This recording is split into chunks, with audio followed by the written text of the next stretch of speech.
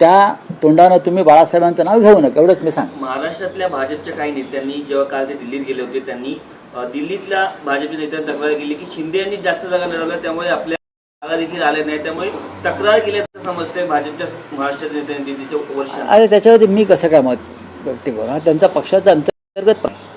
काल राज ठाकरेंची तुम्ही भेट घेतली, परवा बाळासाहेबांचे जन्मशताब्दी वर्ष आहे, त्यांना त्या कार्यक्रमाला तुम्ही आमंत्रित केलं आहे.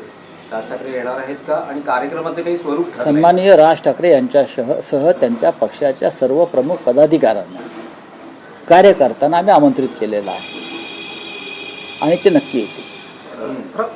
ते नक्की येतील. प्रकृती बरी नाही गेल्या काही दिवसापासून, सुधारते आहे, मी काल पाहिलं. आणि शिवसेना प्रमुख म्हणजे बाळासाहेब ठाकरे यांच्या जन्मशताब्दीच्या कार्यक्रमात माननीय उद्धव ठाकरे आणि माननीय राज ठाकरे उपस्थित राहतील. सुप्रीम कोर्टाच्या सुनावणीकडे देशाचं लक्ष लागून आहे. या सुनावणीनंतर असं वाटतं की महाराष्ट्रामध्ये गणित बदलतील? नाही, गणित नाही बदलणार, पण चित्र बदलेल. पालघरमध्ये कम्युनिस्ट पक्षाने मोठा मोर्चा काढला. वाढवण बंदराविरोधात अनेक जे स्थानिक भूमिपुत्र आहेत ते आक्रमक झालेत. काल मोठा मोर्चा निघाला, जिल्हाधिकारी कार्यालयात हा मोर्चा निघाला होता. काय सांगाल या संदर्भात? हा अत्यंत महत्त्वाचा विषय आहे.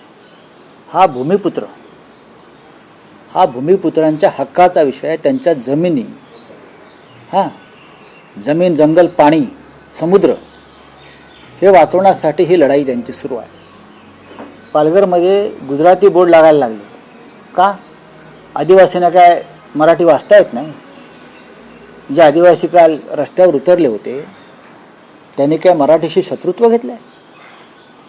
त्यांची भाषा मराठी आहे.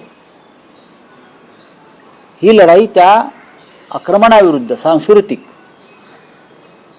आणि ज्या पद्धतीने तिकडे गुजरातची ठेकेदार घुसतात आणि जमिनी लुबाडतायत आणि या वाढवण बंदराच्या निमित्तानं निसर्ग आणि निसर्ग संपत्तीची विल्हेवाट लावली जाते आहे, त्याचा फटका हा शेवटी तिकडल्या आदिवासी बांधवांना, भूमिपुत्रांना बसणार आहे. आणि म्हणून त्यांची ही लढाई होती. आम्ही त्यांच्याबरोबर आहोत. हा पहिला टप्पा आहे. काल लाल वादळ होतं.